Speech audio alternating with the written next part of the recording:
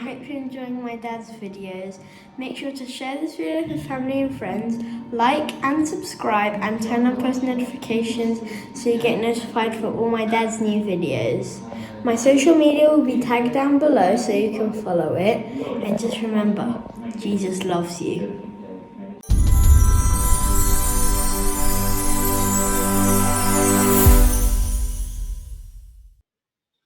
Hi guys, just one little factor here before we start this video here today. If for any reason my YouTube channel gets taken down, which could happen because we're challenging the deep state and we're challenging the powers behind the scenes. But if it does get taken down, I'm going to share the link below here. We have a website, drcharlieward.co.uk, and you can subscribe on there to our updates and our newsletters, etc., that are being produced by Lee Hemington. But you'll be able to keep in touch with what's going on. So at the moment, everything is nice and smooth. But if for any reason we get taken down, you simply go to my website, drcharlieward.co.uk, and register there, and you'll get all the information as to where we are or where you can view our videos. How you going, Jamie? Yeah, hi, Patrick. Or is that Lee? Patrick is coming up as Karen. He must have had a sex change in the last hour or so. Oh. So you're in sunny Spain, Charlie? I'm in sunny southern Spain. Lucky you. We're missing Spain and Mykonos, us Australians. Yeah. Karen, just turn that lighting down a little bit. Is it a bit bright, guys, or how does that look? It's a bit bright. It is a bit bright. It's okay. You might just take the light. Is that a bit? Yeah, I think that's a bit better, actually. That's cool. Yeah. That's all cool. That's better. That's cool. And I'll do an introduction, and then we'll do. What I try and do is just keep it authentic and just go with it. That way, people are connecting to just the authenticity of straightforward, without any preconceived ideas or pre-planned answers. It seems that's what I love about your videos, Charlie. Sorry? That's what I love about your videos. They're very, very authentic and very believable. Well, I try and keep it straight, and I try to explain to people that truth is everything that has happened and everything that's happened up until today. The rest is conjecture, and based on the information that I've got so far, everything I've been told has been correct so far. So it builds my confidence. Well, you know, it's been, have we actually started the... No, we can. No, I'll do an introduction. No, that's all right. Yeah, no, I was just going to say it's been amazing, Charlie, to you know, to come across you. I'm trying to remember the friend who passed on the link, because I need to thank them, because it's just been an enormous comfort for us down here in Australia.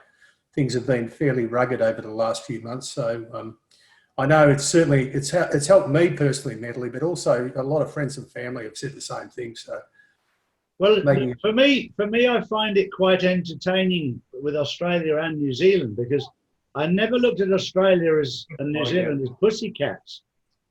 You know, we used to play rugby against you guys, and you're tough fighters, and yet the people have seemed to capitulate, and it's been, come on, boys, wake up, but get on the fight, you know. Well, this is something I was going to discuss, Charlie, because I am absolutely disgusted in the Australian character mentality. I know. Where's your Bruces? Oh, I don't know. You know, it's terrific. Australians are quite placid, laid back, but they will hit a threshold, and that threshold is coming. And that's why Australian soldiers are always very effective in, you know, as good fighters. They're kind of like, they'll take so much, but once they eventually get pissed, then, you know, they will go to war if they have to. Yeah. It's Australians haven't suffered, you know, any civil unrest in their own country and nor New Zealand so we're very complacent, but they are waking up at a rapid. Well, let me do an introduction. We'll get straight into that, because that's so important for the Australian people. I think that's a good starting point. Yeah. Hi guys, and welcome today. Today I've got Patrick and Jamie from Australia, and we're going to be addressing the issues in Australia right now. It's 9 o'clock at night there. It's 1 o'clock in the afternoon here in Spain. But welcome, gentlemen. Thank you, Charlie. Ali. So Great honour, mate. Yeah, I'm good. What's going on in Australia right now? Tell me. Well, you know, it's it's actually very, very good timing to have this this meeting. We planned it a little while ago, but things have become quite interesting today because we, particularly in Victoria, have been under some sort of lockdown for 6 months now. Yeah. And in the last 3 or 4 weeks, it's been an extreme lockdown. Yeah. And, you know, that basically means that we are housebound. We're house prisoners in effect. Yep. We were allowed out of the house once. We're not allowed to go 5 kilometres from the house. It is just, you know, it's very, very, a very, very stressful time for all of us here in Victoria. And we had the news today that our Premier, who is comparable to a governor in the American sense, is now looking to extend the emergency legislation, which has allowed him to have this lockdown for 6 months, for another 12 months. So we are just absolutely horrified at the moment. We're waiting on legal advice in relation to this. There's a lot of anger. There have been emails going left, right and centre.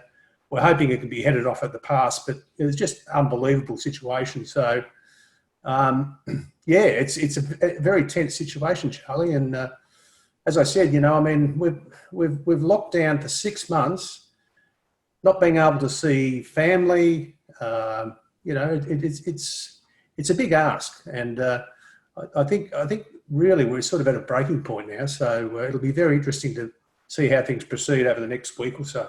Well, Australia are always good when they're at breaking point. I remember that from the rugby days. The minute you think you've got them on their knees, they come back and fight you and kick you in the nuts.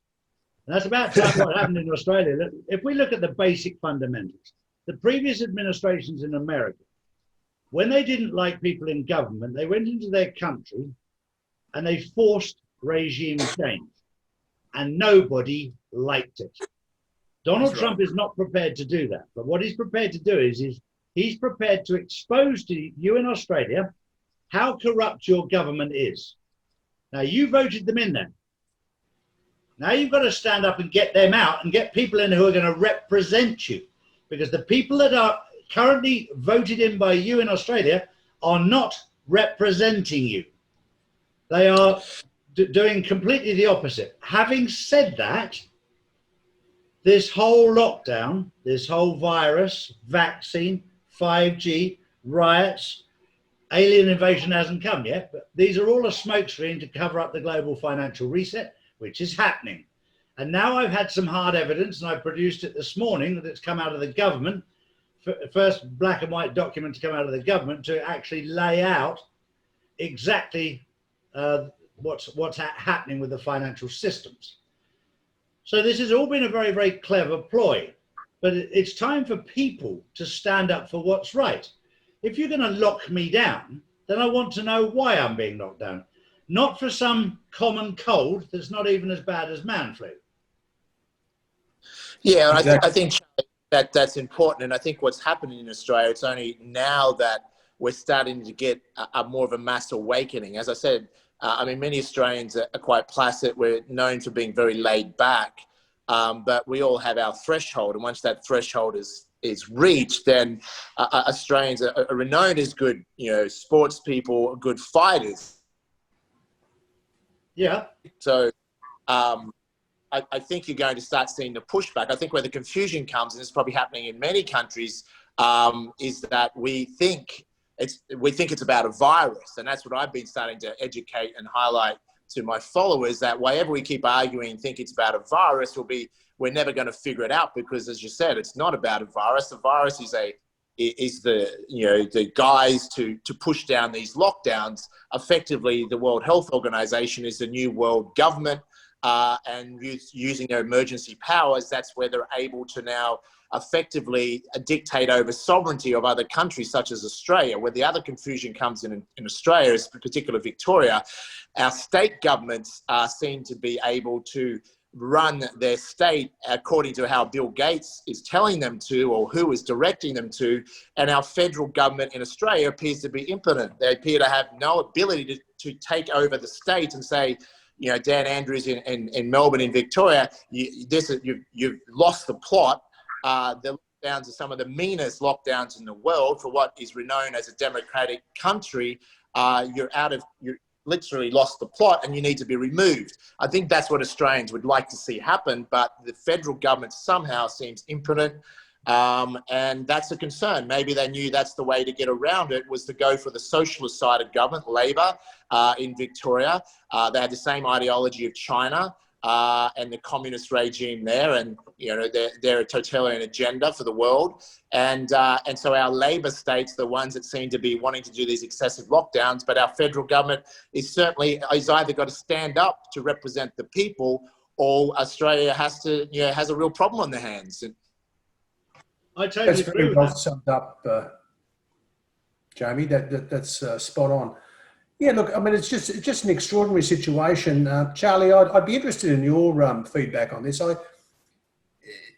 What Jamie was referring to was the fact that Scott Morrison, our Prime Minister, has almost sort of gone into the background, not wanting to say anything about what's happening in the States. It all just seems like a bad comedy or something with bad actors. You know, I'm wondering, and you might be able to shed a bit of light on this. Is this perhaps are they being controlled, and perhaps is this, you know, as you suggest, to illustrate to everyone what the plan was and what the intention was?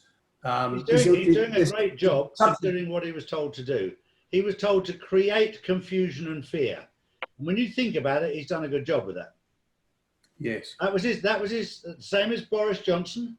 The same as most of the leaders around the world, they were told to create confusion and fear whilst this transition of the global financial reset, the revaluation, the quantum financial system was put into place. Now, I know factually that the SWIFT banking system, the fiat banking system, will come to an end on the 31st of August 2020.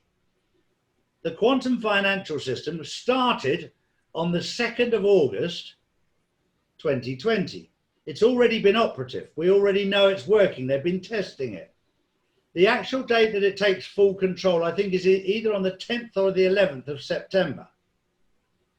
So when you think about those factual things, there's also a period of darkness between the 1st of August and the 10th of September. What they're going to do in that period, I don't know. But I know that the quantum system is in operation, but will be officially known on the 10th or the 11th of September. And I know that the SWIFT system will be taken down on the 31st of August from the information I'm getting. So Charlie, does that mean that we'll see that in Australia around that sort of time frame? Worldwide, you'll see the quantum system because they've all signed up to it. Okay. And we've all become dependent on the SWIFT fiat Federal Reserve system, which is the first step that we saw of it being taken down was when Trump took control of it into the Treasury. Most Americans, I've had arguments so many times with Americans who think they know what they're talking about the Federal Reserve being owned by the government. I said, it's not. It never has been. It's a private company owned by the Rockefellers, the Rothschilds, whoever the powers that be are. It's a naughty boys club that was printing money and selling to everybody around the world. And they would never believe me. Now they had to wake up to the fact that I did know what I was talking about. And now the control of it has been taken over by the Treasury, and Judy Shelton's now in charge of that. Things are now changing. But look, I try and put this into perspective. I'm 60 years old, but I wasn't in World War II. My father and my grandfather were. My father was a young man. And the World War II lasted for 5.5 years. That's where Australian men were men and Australian women were Sheilas. And English men were men. But we've all turned into absolute jellyfish with no backbone. We've been 4 months into the Third World War and we're crying like babies. We need to stand up, be counted and say, it's taken 4 months to rid the world of evil. Donald Trump hasn't gone to war against anybody. He's getting rid of the paedophile gangs. He's destroyed the Illuminati, the deep state. He's destroying the cabals around the world in 4 months. And we're saying, when's it going to end? When's it going to end? We're 4 months in. World War II was a far less of a job than this is, and that took 5.5 years. This will be completed, I would think, by the end of this year, beginning of next. So it'll be done in 6-8 months at best, but we'll start. September will be a very difficult month. I'll tell you that right now. There will be lockdowns. There'll be all kinds of things to cause chaos, to cover up the transition. And there will be a lot of deaths in September, October and November that will all be blamed on COVID-19. Some of those deaths will be caused by people that should have had operations in March, April, May and June, but were refused operations because they closed the hospitals down for COVID-19, which didn't exist in the hotels. The hotels were empty. Sorry, hospitals were empty. So we'll get a lot of people who should have had operations that will die. We'll get a lot of people die from fear, through heart attack and through suicide. They may have lost their house, they may have lost their car, they may have lost their business. And then they'll wake up to the fact that they lost it all because of a lie and they didn't wake up and fight for it. And that, for some people, especially the super intelligent people who think they're super intelligent, the people who, the funny thing is, gentlemen, with this, the people who understand this have not generally not got degrees, but they've got a degree in common sense. But people whose brains are full of theory have missed it completely. It's very much an intuitive thing, I think, Charlie, isn't it? And that's what we're seeing. You know, some people, as you say, it's got nothing to do with you know, the so-called intelligence. I think it's an intuitive. People are picking up on the fact that this is all going on. Yeah, look, that's very, very interesting, and again, it's comforting to hear that. Just interested in the fact that the Australian lockdown has been particularly severe, and I'm just wondering whether that, well, I'm assuming that's related to the extensive corruption that we've had in this country over many years, and I believe just an incredible amount of tunnels and dams and things that have been discovered during this process. Is that something you can?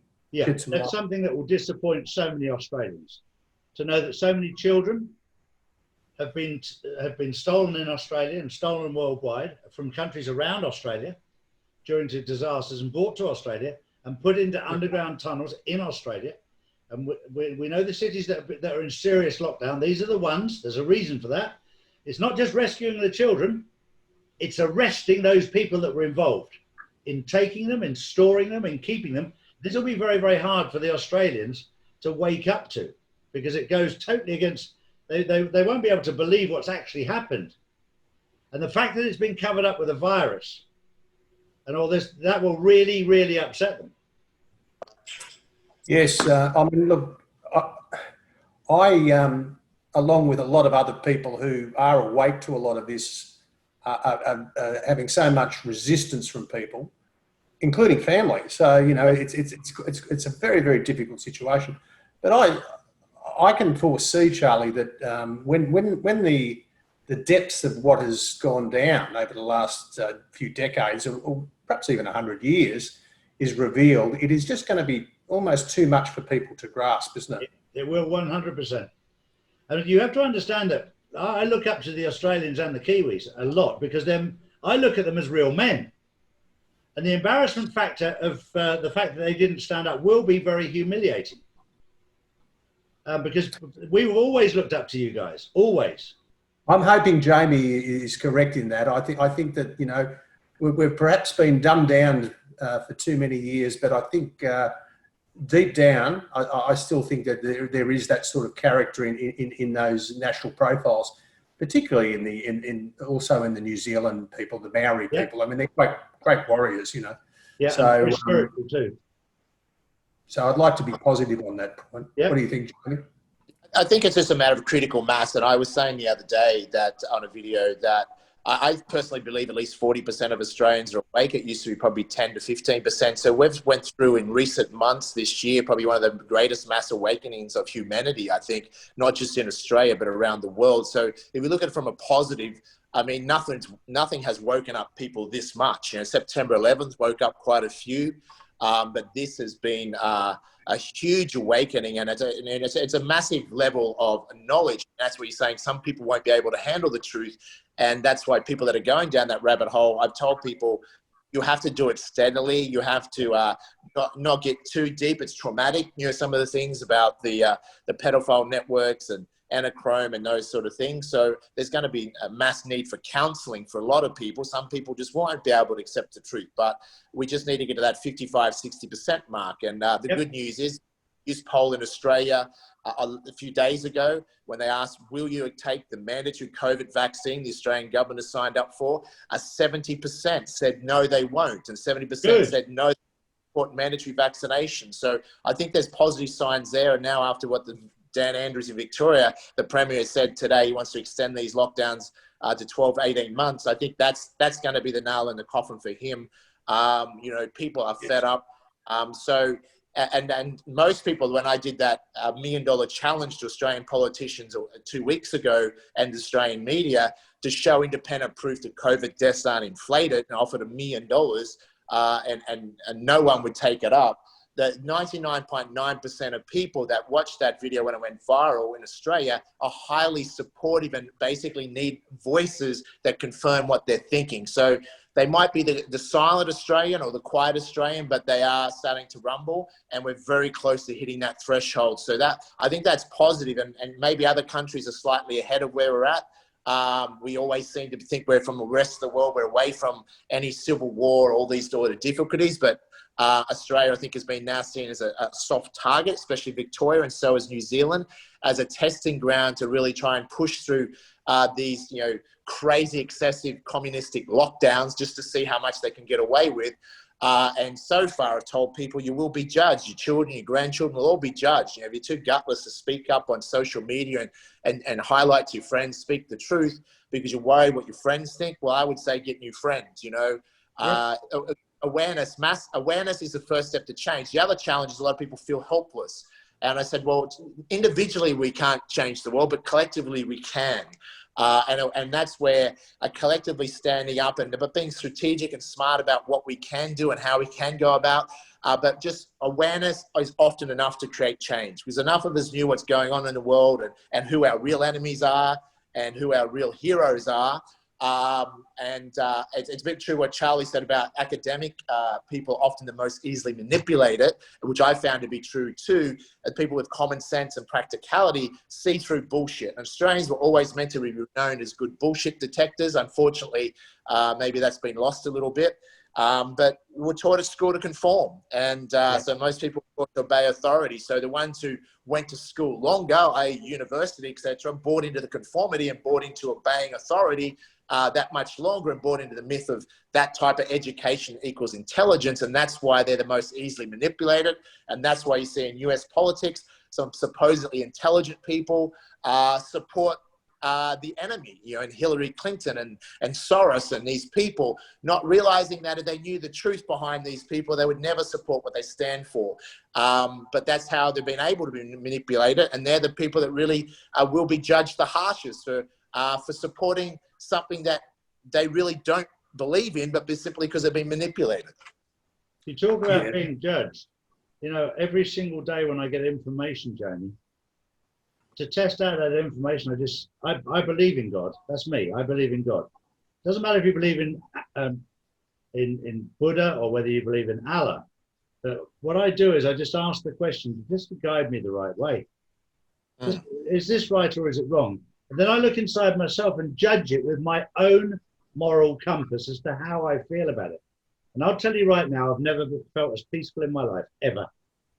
Because I feel like I'm connected to the truth. I need a bit of your peace, Charlie. Yeah, no, I do envy that. Look, I think it's interesting, isn't it? Because I was actually raised in quite a religious family. I drifted away from it, but this current situation has certainly bringing a few things into focus. And whether you want to believe in a good force, we can certainly see an evil force. So there's always an opposite to everything, isn't there? So I'm now sort of swinging around a little bit. You know, whether you want, as you said, whether you want to call it a universal force or God or whatever, it doesn't matter. That doesn't matter. But I'm certainly coming around to that point of view. One thing I wanted to ask you about was the role of social media and mainstream media. It's making everything so difficult, and I can sort of understand that is being allowed to happen so that they can expose themselves for the traitors and that they are, and and it's all part of the agenda. Is there going to be a time where the control of those mediums are wrested back, do you think? I think they'll be more regulated. From the team that I'm working with in America, they've made it very clear that Donald Trump, while he's in power, will continue to use his Twitter account to inform people. But he's also setting up 7 different outlets of social media that he trusts, people who've got platforms that he trusts to deliver the message. And the idea of 7 was so that you've got 7 people that hear the same message, but put it out in their own language. So that you and I can listen to 7 different sources, and we'll probably hear 7 different stories. But we'll adapt it to suit our mind, because one thing I've said the whole way through this, the information I give out is gathered from 3 or 4 different sources, and it's Charlie's interpretation of what I hear. And Charlie, the thing that has amazed me is that I've followed what you have been putting forward over the last, I think it was probably 3 or 4 months ago. And I'm also following people like Sasha Stone and Charlie Freak. Yeah. The other Charlie. Yeah.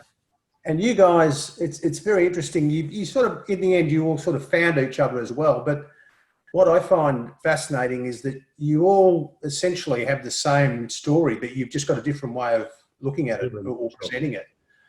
And my gut feel is that there's a truth that just shines through all the work that you guys do.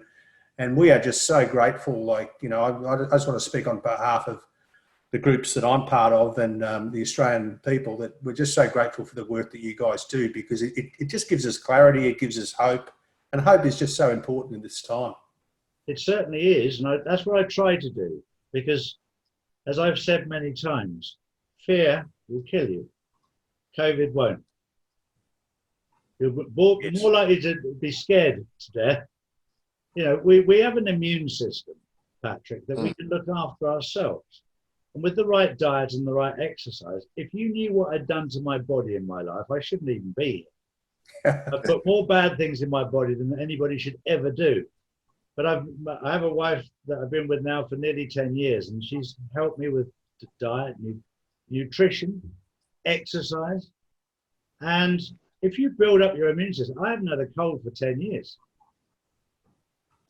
Yeah, that's true. I think, Charlie, what it comes down to, fear is the way that you can control humanity, and that's been used throughout history, and that's obviously being used now in a big way. And but I've always found education, the more educated, obviously you're educated and done a lot of research on this, that's why you can be at peace more, because when we know more, we have a sense of certainty and sense of knowingness, and then open to that guidance of whether you call it infinite intelligence or you believe in God. I've told people, whether you're religious or not, start praying, because we need to call on all the forces of good in this world and be a force for good, each and every one of us. And we've already been raised as people to be good people, yet we're realizing that the world's been run by psychopathic people with zero morals. So sometimes we're being too good and honest and too not tough enough. And that's what I said to people, we certainly need to toughen up, as you've been saying as well. But yeah, if we live in fear, that's the fastest way to destroy our immune system. And that's another part of people being aware and educated about the vaccines. I was fortunate enough for the last 6 years, I've researched the fraud in that industry and wrote books on that topic. And it was thanks to doctors and scientists when I founded the Australian National Review in Australia. I was a pro-vaxxer before that. I just accepted, and I thought what they told us, that vaccine this great medical breakthrough and a wonderful thing, and the government's told us, and I just believed that. I didn't question, and that's the challenge you're seeing so many people, because we're taught to obey at school. We don't question. That's why people go, oh, everything else is conspiracy theory. And I said, well, you know, and we don't earn the right to question alternative theories until we first question the conspiracy theories on, you know, on our local, on our TV networks, our news, our CNN, etc. Because they're the ones that are pushing the conspiracy theories on a daily basis without providing us evidence. We must first ask for evidence and demand our governments and media provide evidence of what the theories they're saying. But of course they can't. And that's been lazy thinking to say everything else is conspiracy theory. And then that stops us from even questioning. So it's great to see that people are becoming educated. It is tough. It's a lot to learn. And some are just further down that track than others. But I guess we have to be still a little bit patient with those that are catching up. And, you know, it's not easy, but I'm very excited how rapidly people are catching up. It can be frustrating at times that people out there that, you know, you feel like you're only one that's figuring this out or joining the dots. But I think that's through the power of social media we've been able to see, and people like yourself and the truth seekers around the world, what I call citizen journalists. And that's where the world's shifting back to. I recognized that trend years ago. Mainstream media was fake news, and the trend's going to be towards independent media. And I've said that in Australia, in many parts of the world, we have become too reliant on mainstream media, and we haven't developed or funded or supported independent news. And that's where we're really suffering, because that's the only source that's going to defend our civil liberties and our human rights. And they're underfunded. I mean, I know in the Australian National Review in Australia, other than a very limited amount of media that is fighting against very large multi-billion-dollar mainstream media conglomerates. So it's a big battle, but we're like kind of, you know, where voices are getting out there. And it's interesting. We can do a video, Charlie, you've probably done videos that have attracted over, you know, hundreds of thousands of views, where Channel 9 News in Australia would have to spend a lot of advertising to get that many people to watch their news. Yeah. There's one very interesting fact that you picked up on there that people overlook. When you talked about the vaccines, the people who died of say COVID-19, every single one of them had had a flu vaccine. Not one person in the world who didn't have the flu vaccine was affected by COVID-19 coronavirus. That's this is what I raised as well in Australia, and I think people are figuring out with it, and that's why they push through. And you're the same in Australia. They did push through a month or two ago. All the elderly and aged care homes, etc., were flu vax, the new flu vax. You couldn't go and visit your elderly relatives in aged care homes unless you got vaxxed. They made that mandatory, which is absolutely appalling. But I warned people that was going to happen. I mean, I've been harping on about the flu vaccine for years. And was one of the most dodgiest vaccines, but I could see exactly what they do. And despite the studies and US Defense Force studies and other, even on the top medical, papers, etc., highlighting it increases susceptibility to coronavirus. And the government had to admit it doesn't protect you from the coronavirus, but I guess they had excessive stockpiles, and their vaccine crony sponsors said, we're going to release stockpiles, and no doubt it helps achieve their outcome. Well, it's just extraordinary, isn't it, that we're talking about the need for a vaccine with a virus that has a 99.5% survival rate. Yeah, just incredible that there's some urgency in relation to that. The other interesting, I'm with you too, Jamie. I was always pro-vax in the early days, but it was becoming aware of the whole shooting match. You know, my awakening was watching something called Fall of the Cabal, the Jack Ossabard doco. I'm sure you're familiar with that, Charlie. And I think Out of Shadows with Mike Smith is also a very, very good one. Yeah. They're my two go-to videos that I will send to people just to try and open their eyes. And I would suggest to anyone watching this to watch both those videos. And if you are, if you're keen to open people's eyes, which we all should be at this point, I would recommend those videos. But I was just going to bring up the situation with hydroxychloroquine and some other medications that are deliberately being suppressed at this point. I mean, I heard you talking with Charlie Freak and Michael Tillinger in relation to this, and Michael, I think, brought up the fact that this is just going to be absolute dynamite in terms of litigation. Yeah. That you're actually preventing people from accessing medication, which is proving to be highly, highly positive around the world for political reasons, you know, and that's it in a nutshell. So your title with that is perfect, because a week today I've got Michael Tellinger and Sasha Stone on a round table discussing exactly that. Correct. So, absolutely spot on. Look forward to that. I thought that podcast with you three guys was just, you know, the chemistry is just. Oh, well, actually, last time, sorry, it was Charlie Freak. Yeah, that's right. But I mean, Charlie's absolutely brilliant as well. Mm-hmm. I rate his A to Z of you know, the Q, you know, one of the best videos that anyone could watch, and I think you might have had a look at that as well, Jamie. That certainly opens.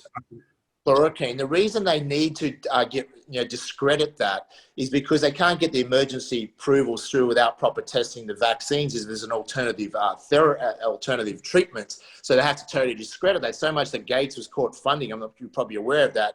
Some of the studies where they were deliberately in the hospitals overdosing patients on hydroxychloroquine, like 6 to 12 times the amount, and killing of them. And Brazil, they've killed many this way doing this.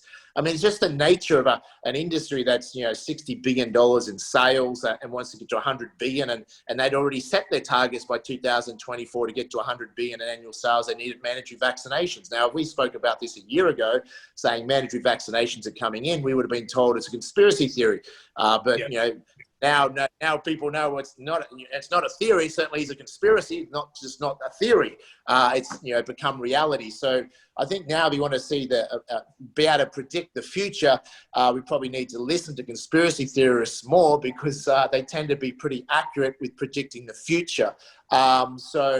And that's, you know, and it's been good for the industry to wake up. There's a lot of people that are pro-vaxxers that now realize, well, I might be pro-vaxxer, but I do not support mandatory vaccinations. And that's what's really, I think it's backfiring on them. Even though Scott Morrison in Australia is still trying to push, and they go, oh, backed off from being mandatory with the COVID vaccine. But basically saying, well, it's not going to be mandatory, but you're not going to be able to ever fly again. You're not going to be able to go into a restaurant. You're not going to be able to get your JobKeeper payments. You're not going to be able to participate in society. So that's mandatory, and that's absolute bullshit. And I know fellow Australians, I mean, we might be laid back, but I know enough Australians would go to war before they allow their child or themselves to be forcibly injected with a coronavirus vaccine that we know is rushed to market. And anyone doesn't know, of course, this won't be properly safety tested, because there's not a single vaccine on the market that's ever been properly safety tested in that entire industry, if you do in-depth research of the vaccine frauds. Mm-hmm. Yeah, look, I'm confident that the vaccine danger has been averted. I think there's just such a groundswell of opposition to it. As you said, Jamie, even pro-vaxxers now, you know, a good percentage of pro-vaxxers are saying, look, you know, we're not anti-vax, but seriously, in this situation, a Rust vaccine that hasn't been properly checked, you know, it's not going to fly now. I'm actually feeling a lot more relaxed about that, trying to reassure people that contact me about that it's all under control. Would you agree with that, Charlie? Yeah, I do. I asked very early on about the vaccine, and they said to me, Charlie, they're going to let them go right to the gate before they stop it. Yeah. So just to make people wake up. Now, from an Australian's point of view, now you know how evil this group of people are. You know who not to vote for at the next time you get the opportunity to vote. And I think what we'll do away with the new systems, the way that Donald Trump is setting this out, you won't have left and right-wing governments. What you'll have is you'll have states, and you'll have 4 representatives, not representing different parties, but they'll be representing the people. And you will choose out of those 4 people who you want to represent you as the people, not for a party. I see the party political side being completely disbanded. So you'll have 4, 5, 6, whatever. They'll all have their different views, and you can choose. But now, having gone through this shit, you'll know who not to choose. Exactly. Yeah, very. Charlie, is that part of the GESARA reset as well? GESARA. Yeah. So there's elections. elections that are necessary after GESARA is declared. Is that correct? Correct. As soon as it's declared, with 120 days. And people will then stand up and they will be leading the GESARA. It will be like a GESARA party, but you'll have a choice as to who manages it. And then you have to look at what we've been through and decide who you don't want to manage it because of the way they see the world. But it will become very clear to everybody in Australia and New Zealand and England and Canada and South Africa, the type of person that we need that is going to be a humanitarian and look after their own people. Because you'll have learned the hard way.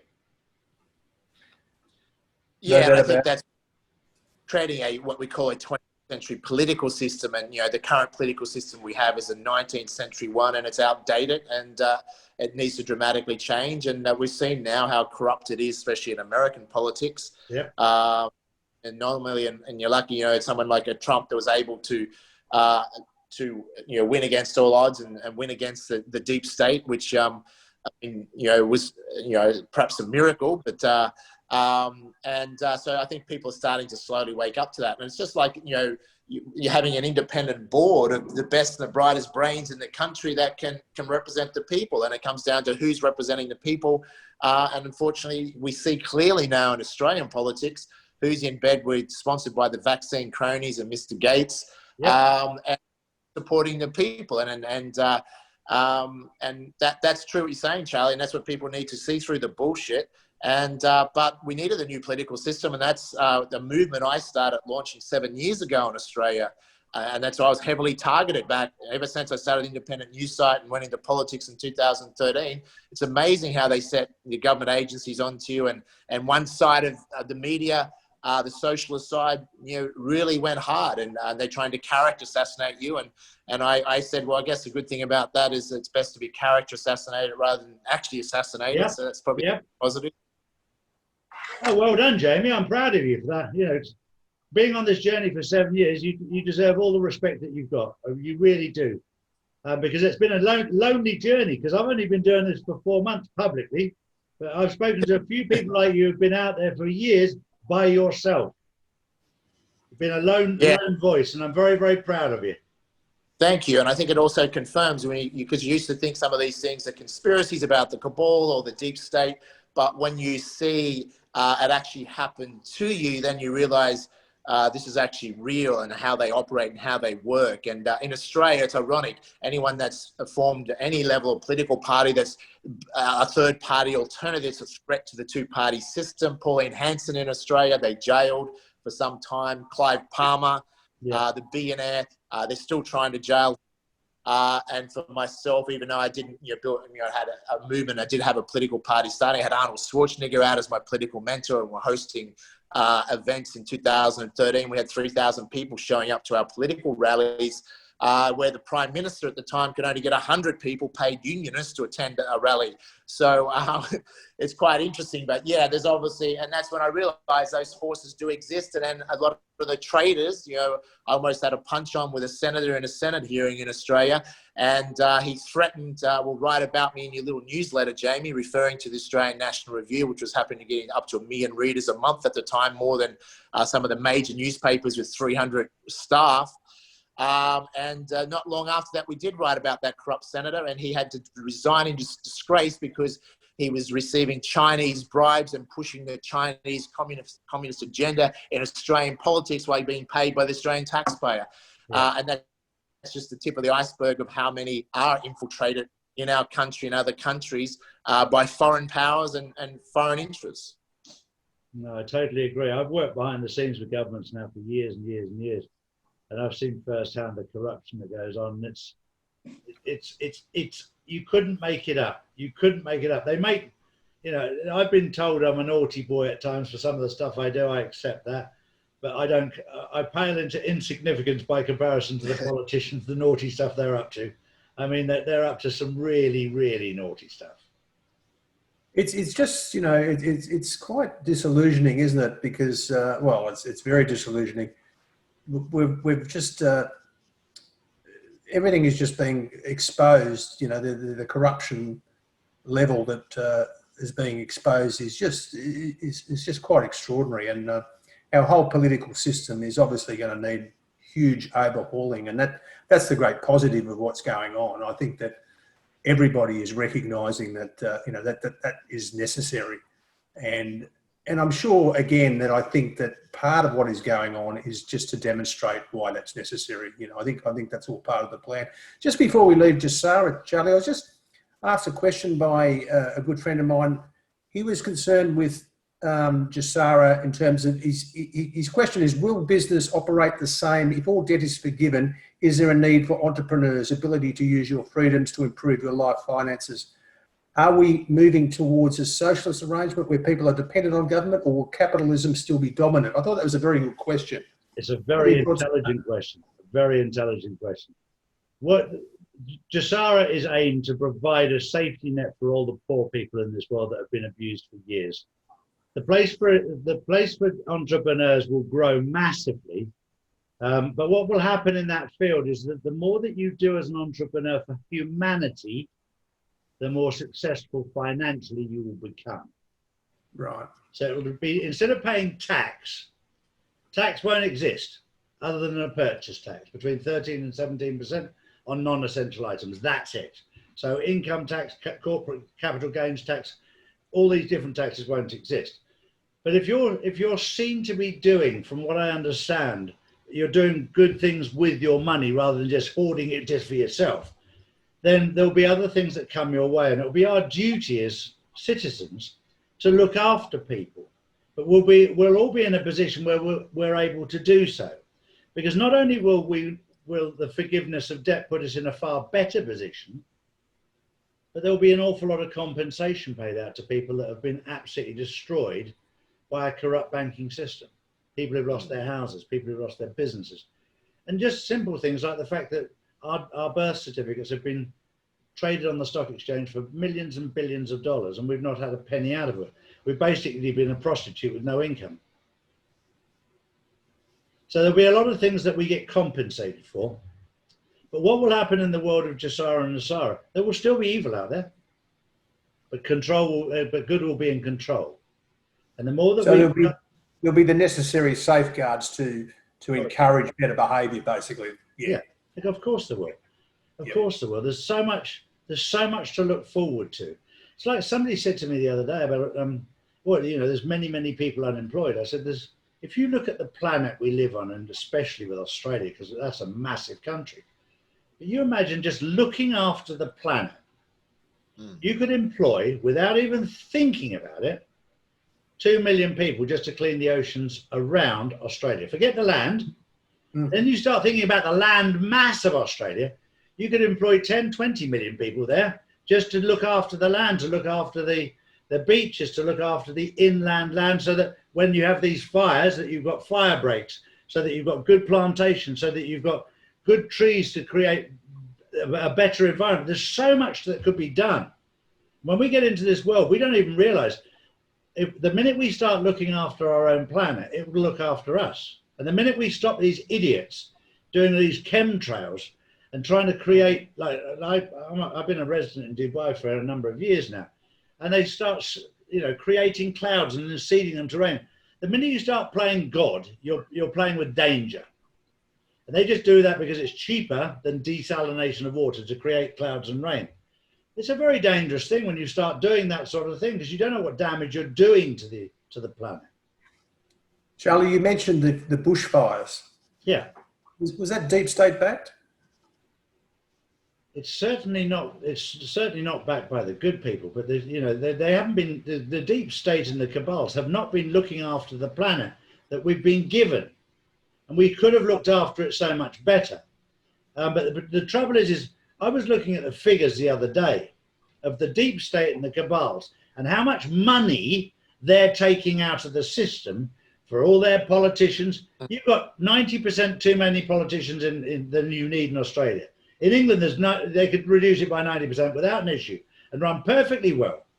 And the amount of money they're taking out of the system and the amount of bureaucracy and red tape and absolute bullshit that's unnecessary is more than enough for Australia for everybody to be in a very good position. Yes.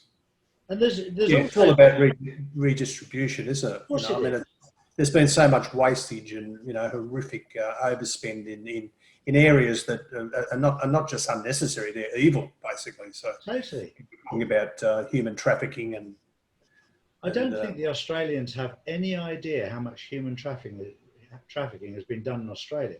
I had no idea in England.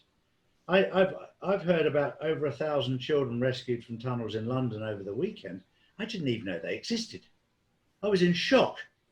And I was talking to somebody, he said, do you know how many children are in the tunnels under Victoria? And I went, I didn't know there was any. And I went, Charlie, there is thousands. Now, where have they come from? Where are they? And then when you start thinking with an open mind, you go, maybe this is why they set up these field hospitals. Nothing to do with COVID, as a place to take these children to keep them away from the public gaze. They don't want the public knowing what the hell's going on. And that was my first thought. I wonder if these field hospitals were set up specifically for these children. This will be part of a big reveal, obviously, at some stage, Charlie. Yeah. Is that going to be before the American election or after, do you think? I think some will be before, which will be beneficial to making sure that he gets in with a 90% majority, which I was assured the other day he will. And I think some will be after. I think it'll be a process. I wanted the big fanfare with everything happening, and there it is, it's there. It's being done far more delicately and gently than I wanted it. I wanted it to shout from the top of the hills, but he's doing it far more gently than I ever dreamt of. I think it's called Trust the Plan. Exactly, that's exactly what it is. It's exactly what it is. And they didn't give Charlie the plan. They just keep telling me to trust it, but they give me guidance. But guys, I've enjoyed our conversation with you, and I'd love to do this again, probably in 2 weeks' time. Because I think it's been that would be terrific, Charlie, because I think it's going to be a very interesting couple of weeks. I think it is. I think it is. And I think the conversation has been very constructive from two very well-informed people in Australia. I appreciate your input, Jamie, and yours, Patrick, because it's been very, very good. And I'm sure the Australian people will appreciate the effort that you guys are putting in over there to try and get the truth out so that they can get some peace inside them.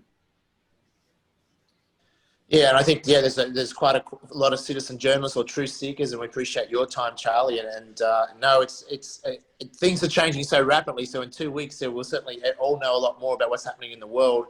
But I've told people the next few months, certainly up until the US election, will be, you know, some tough times. But I said, you know, we have to have a positive vision, and we focus, and the world can overcome these struggles and these difficult times, and we can have an amazing world. And now you get rid of these bankers that have been skimming the system. And exactly what you say, there's plenty of abundance in the world, and the world can be an amazing place. All the cures for diseases and cancers that have been suppressed by the big pharma cartel, all these things that can be overcome. And the world, there's so many beautiful people in the world, and most people do want the right thing and are raised to be good people and are forced for good. And I think the world can just be an amazing place. So it's worth the struggle. And I think when people say focus on the end goal, the tough times, it will be tough, but we can get through it. Brilliant. Patrick? And I think, you know, I'm really appealing to all Australians to really look deep within ourselves and to rediscover that character that Charlie was talking about, you know, the toughness on the rugby field. You know, guys, we just need to wake up. We need to make a stand now. The other thing I was going to say, Charlie, is on my bucket list. I've never been to Spain, so I would love to welcome here anytime. I would love to have a beer with Charlie Wood in Spain one day. That'd be absolutely fine by me. So we'll hold on to that thought. Definitely. Thank you very much, Charlie. Thanks, Good on Charlie. you, mate. Hi, it's Justin, and I hope you're enjoying my dad's videos. Make sure to share this video with family and friends, like and subscribe, and turn on post notifications so you get notified for all my dad's new videos. My social media will be tagged down below so you can follow it. And just remember, Jesus loves you.